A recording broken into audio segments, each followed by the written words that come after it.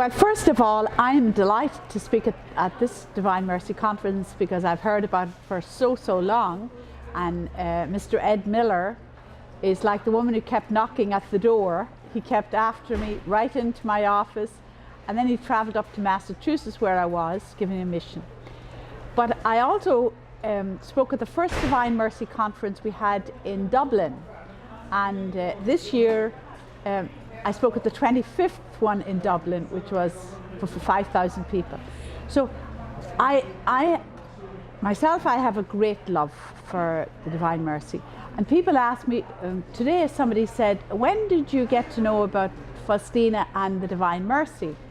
And I tell them, you know, I have to say it had to be the Holy Spirit, because some years ago I got a great desire to learn this chaplet, and I didn't know a lot about it.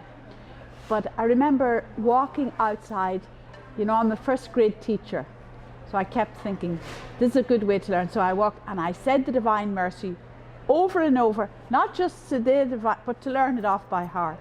And I think, you know, the Holy Spirit guides you to these devotions in the Catholic Church, because devotions to me are like, in the world we live in, it's like taking an antibiotic, you know, because it ministers to your inner life and strengthens you. For example, the Divine Mercy, Padre Pio prayer groups, Medjugorje, Rosary, there's all kinds of groups and beautiful devotions. And for me, the Divine Mercy is a great antibiotic because it does two things. It brings you in direct contact with Jesus, who gave his life for us, and his mercy. People who say the Divine Mercy, you can see their lives changing.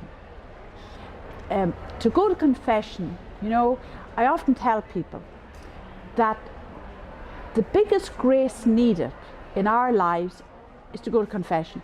People go, Father Kevin, my co-worker, says, people go to confession to hairdressers, to bartenders.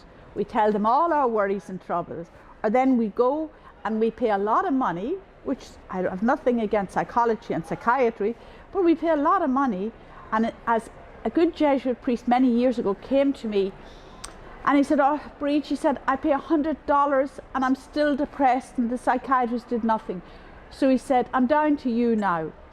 So I took him into the tabernacle and I prayed the Divine Mercy, told him about the Divine, and I prayed with him. And he came back and he said, I didn't give you a penny and I got better.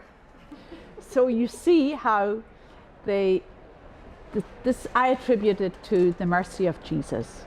And so what more can I tell you? I could tell you lots of stories, but you know them already.